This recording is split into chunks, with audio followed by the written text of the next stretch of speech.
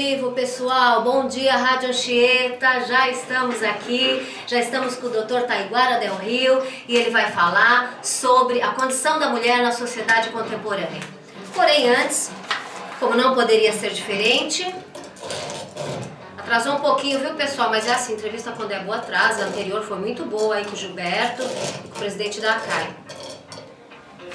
Bem, obrigada às lojas VIP, obrigada Frangão Assados, obrigada Imobiliária Habitat, Giovanni Lava Rápido, Guinness Bike, Apoio 24 Horas, Maison Itanhaém Fantasias e Cosplay, Fiat Salomão, Dinossauro Serviço de Portaria, Márcia Franco, Academia Elite. Muito obrigado a todos os patrocinadores que acreditam no Mulheres de Atitude. Sem vocês não seria possível esse programa, pessoal. Valeu mesmo. Depois eu vou fazer uma referência a cada um que participa aqui com a gente, o que cada um faz, os produtos, as promoções, ok? Pessoal, hoje está aqui o Dr. Taiguara Del Rio.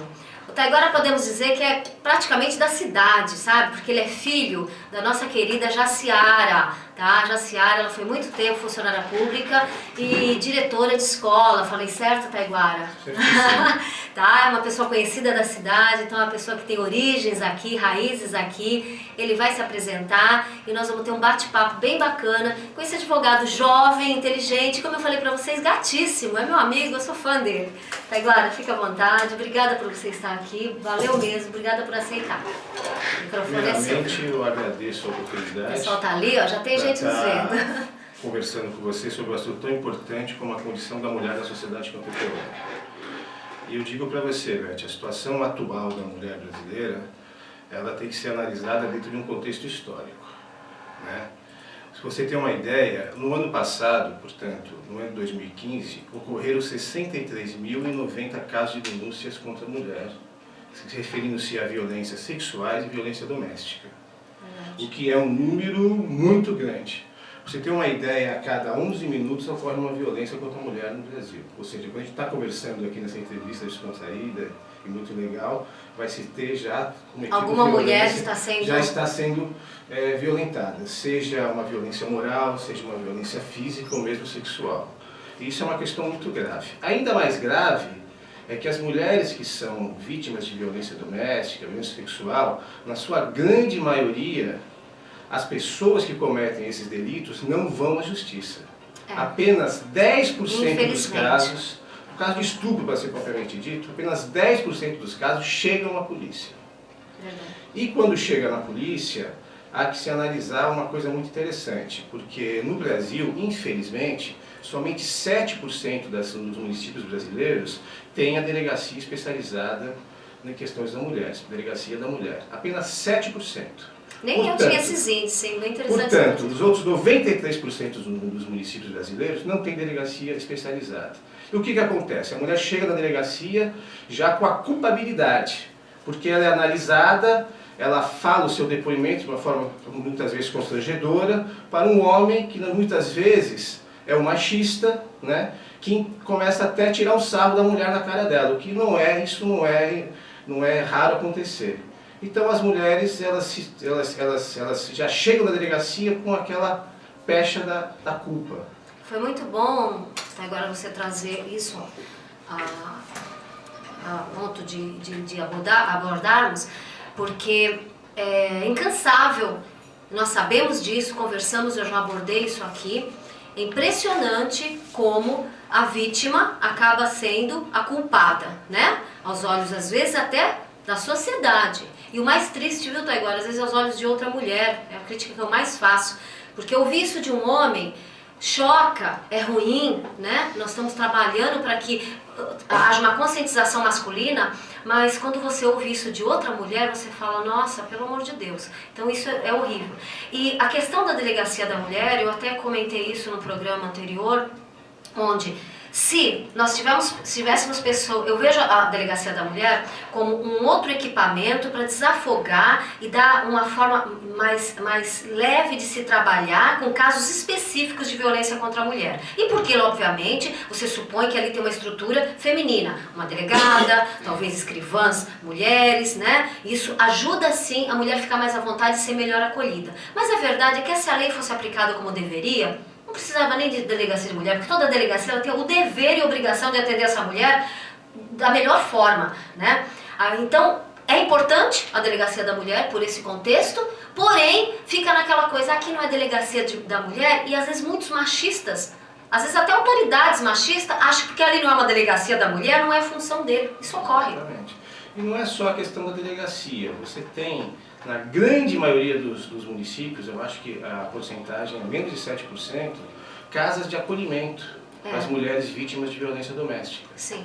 Ou seja, em muitos casos as mulheres não vão para a delegacia porque sabem que vai para a delegacia e vai voltar para casa cujo agressor vai estar lá esperando. Verdade. Então a falta dessa estrutura para as mulheres leva aos crimes bárbaros que ocorrem. Sim, Né? é verdade. A falta de estrutura, porque o Estado brasileiro, historicamente, nunca investiu nesse tipo de coisa. Né? Nunca investiu nessa questão social e principalmente nas questões das mulheres. O Estado brasileiro é um Estado machista, é um Estado governado por homens. Verdade. Né? A gente vive numa sociedade falocêntrica, portanto todos os conceitos ideológicos são masculinos. Né? Isso você vê diariamente nas escolas, no trabalho, em toda a sociedade civil. Sabe o que eu gostaria? Uma vez nós conversamos informalmente, aí, comendo uma pizza, e você fez um parâmetro que eu achei interessante, que é a questão da questão histórica com a atualidade. O que você vê de semelhança, né? Desse resquício que se traz, assim? Você tem alguma situação curiosa para nos colocar a situação da mulher há 50, 60, 70 anos atrás? Olha, Beth, eu vou até um pouco mais longe. A gente vive o tal do patriarcalismo. Mas por incrível que pareça, antes do patriarcalismo, existia o matriarcalismo. Ou seja, existia uma sociedade onde as mulheres tinham força e poder, onde as mulheres simbolizavam a grande mãe, onde as mulheres tinham participação política e decisiva na sociedade. Essa sociedade eram sociedades, evidentemente, que a gente está falando de 50 mil anos atrás, né? A gente está falando antes da antiguidade, vamos da pré-história, das primeiras sociedades humanas. Né? E é importante ter clareza disso, não foi sempre assim. Né? Mas o que aconteceu? Em determinado momento da história, a coisa mudou. E por que mudou? Mudou principalmente quando o ser humano, porque o ser humano vivia naquela época em clãs, em tribos, 200, 300, 400 pessoas. E qual era o objetivo social dessas clãs e dessas tribos? Era prover a segurança dos membros e comida, vestimenta, etc. Na medida em que o ser humano, através do domínio dos animais, através da atividade pastoril, começou a ter o excedente de produção, começou a ter produzir mais lã, mais carne, mais isso e aquilo do que a sociedade consumia, aí começou a nascer o que a gente chama de propriedade privada. E com o nascimento da propriedade privada, nasceu juntamente o patriarcalismo. Tem uma questão muito interessante, a questão da monogamia, né? Tem gente que acredita que a monogamia é aquela questão de apaixonado homem e mulher pro resto da vida. Na realidade, historicamente, a monogamia nasceu junto com a propriedade privada, pela necessidade do dono da propriedade ter certeza absoluta que os filhos dele que herdarão a propriedade são realmente filhos legítimos dele. Portanto, ele pegava a mulher e você é minha, e pronto. Quer dizer, tinha um interesse financeiro nisso, total, né? Total. Interessantíssimo, Total. você é minha. Total. E os mitos sociais, né, se a gente for nas primeiras fontes de saber do ser humano, são os mitos. O ser humano ele não conseguia analisar a sociedade, os fenômenos naturais, os trovões, o sol, e ele criava histórias a respeito disso.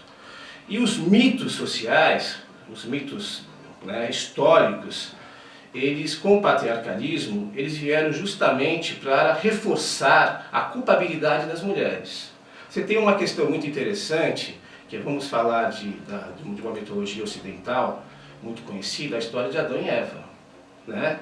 A história de Adão e Eva, você transforma a mulher, que antes no matriarcalismo era a grande mãe, geradora da vida, num ser sedutor. Verdade. Né? Verdade. O ser que seduziu Adão a comer a erva. Mais uma vez ela virou. A comer o fruto do conhecimento, né? Que falam que é maçã, mas não é maçã, porque naquela época no Oriente Médio não existia maçã, era figo, né? A maçã veio depois, né? Não existia, né? Essa fruta naquela parte do planeta. Então o que acontece? A mulher que induziu Adão ao pecado original. Não, né? isso vocês já perceberam, né, gente? Além de ser bíblico, é verdade. Vamos analisar. A mulher já começou a aparecer como uma vilã da história, né? E mais, os símbolos femininos, né, eles foram, com essa questão do patriarcalismo, transformados. Por exemplo, a árvore, que é um símbolo de feminilidade, que é a questão de gerar vida realmente, né? Ela já se transformou numa coisa ruim, numa coisa letal, que você não pode comer o fruto proibido dessa árvore. A serpente, que na realidade é o símbolo da sabedoria, porque a serpente troca a pele como a sabedoria, tem que se renovar sempre, já ficou sendo uma coisa ruim. Né? Enfim, são vários mitos que foram introjetados na sociedade por várias questões e que colocaram sempre a mulher em segundo plano. Pra você ter uma ideia, Beth, e aí a gente está falando já de cristianismo, vamos falar, a questão da Maria Madalena. Né? Nos evangelhos oficiais, diferentemente dos apócrifos, aqueles que não devem ser lidos, né? Lembrando que os evangelhos oficiais eles foram escolhidos no Concílio de Nicéia, né, no século IV, e muitos outros evangelhos também escritos naquela época e também com valor histórico foram renegados como apócrifos. E agora que estão sendo resgatados historicamente por um trabalho arqueológico muito interessante, eles colocam algumas questões muito interessantes, porque quando a Maria Madalena estava sendo apedrejada, não era porque ela era uma prostituta, era porque ela era uma adúltera. E Jesus falou aquela frase maravilhosa, quem não tem pecado que atire a primeira pedra, né? E socorreu a Maria Madalena e trouxe ela junto aos seus discípulos, né? E tem várias informações que era o discípulo mais amado por Jesus, etc. e tal. Depois a Igreja Católica, né, já na época romana, através de uma política misógina contra as mulheres, colocou a Maria Madalena como sendo prostituta. Mas não existe nenhum relato histórico, nenhum evangélico, seja oficial, seja apócrifo, que diz que ela era prostituta. Era mais uma forma de discriminar a mulher dentro da religião. Você vê como é importante essas questões históricas. Aliás, você está nos dando uma aula, né? Porque tem coisas que a gente lê assim, en passant, vê às vezes em filme, né? Relatos, documentários, mas você está nos dando uma forma muito didática. Você vê, mostra a categoria aqui do meu entrevistado, viu, gente? Ele conhece muito. E é muito legal ter esse parâmetro, né? Para que as pessoas comecem a analisar. E quando você começa a pensar na questão histórica e trazer para a nossa realidade, você vê que ainda está muito enraizado e isso, infelizmente, não só na sociedade civil, nas famílias, nas religiões, né? Porque tem essa questão, né, Taiguara? A religião, e aqui eu não estou atacando religião nenhuma, mas às vezes a religião ela acaba contribuindo, isso é uma opinião minha, ela acaba às vezes contribuindo de uma forma, às vezes até negativa ou com interpretações erradas, ao meu ver.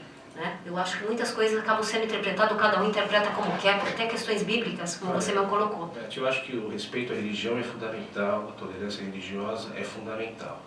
Mas do ponto de vista histórico, e aqui entre nós, todas as 3 religiões monoteístas do planeta, o islamismo, o judaísmo e o cristianismo, foram muito, muito, muito ruins para as mulheres, em todos os sentidos. Né? A gente fala essa questão do pecado original agora, hoje, no século XXI, uma mulher pode estar ouvindo e falar, mas ele está falando uma coisa antiga, não é bem assim e tal. Só que eu digo para você, há 100, 200 anos atrás, isso era muito, muito forte. A mulher que queria trabalhar, a mulher que queria sair de casa, etc. e tal, os pais de algumas famílias tradicionais mandavam para o convento. Quando fazia coisa pior. A mulher que tinha um namoradinho e tinha uma relação sexual, ficava sabendo que tinha essa relação sexual e não se casava, o pai não mandava para o convento, mandava para o prostíbulo. Ou seja, isso acontecia muito, há 100, 200 anos atrás. Ah, mas 100, 200 anos atrás parece muito tempo, mas na verdade não é. Se a gente analisar a história da humanidade nesse planeta, que tem mais ou menos 50 mil anos, não é nada 100, 200 anos, né? E a situação da mulher é realmente muito, muito difícil. Evidentemente que melhorou muito. Melhorou muito. Sim. A gente pode abordar isso, né? Vamos abordar no próximo bloco. Pessoal, eu vou fazer um breakzinho aqui, eu vou parar a transmissão ao vivo, mas a gente volta já já